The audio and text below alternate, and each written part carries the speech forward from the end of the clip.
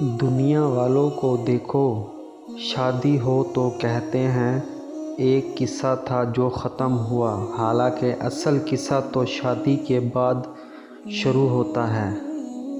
وہی مرد نایاب ہوتے ہیں جو غصے میں بھی عورت سے بات کرنے میں تہذیب نہیں بھولتے۔ پرانی گندم، تازہ گھی، اچھی بیوی اور سواری کے لیے گھوڑا موجود ہو تو یہ دنیا جنت سے کم نہیں ہے۔ اڑنے کے بجائے جب ہم جھکتے ہیں تب عقل کے زیادہ قریب ہوتے ہیں۔ انسان نے جس مقام پر انسانوں کو چھوڑ کر خدا سے محبت کا دعویٰ کیا وہ اکثر غلط نکلا۔ محبت میں اگر انسان کی مت نہ ماری جائے تو سمجھو اسے محبت نہیں وہم ہوا ہے۔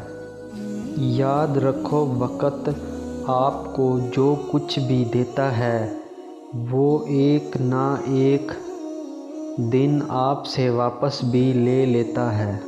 خدا کا پیارا وہ ہے جو کسی بندے کو تکلیف نہ دے، خوشی اور غم میں یکساں رہے۔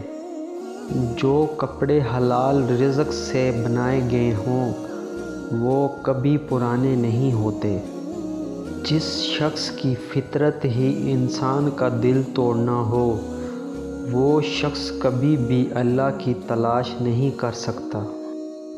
شادی کا مطلب ایک دوسرے کے جسم پر حکومت کرنا نہیں، اس کا مطلب یہ ہے کہ ایک کی کمی دوسرے سے پوری ہو۔ جس نے بیوی کی ہر خواہش حلال روزی سے پوری کر دی وہ جنتی ہے۔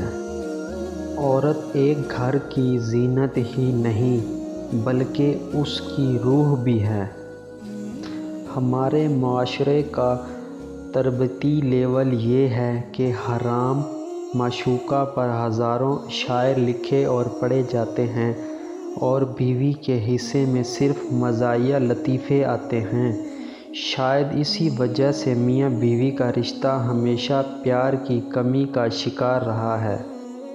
عورت چاہے تو مرد کو اپنی دو چیزوں کے ساتھ کھیلنے بھی دے سکتی ہے۔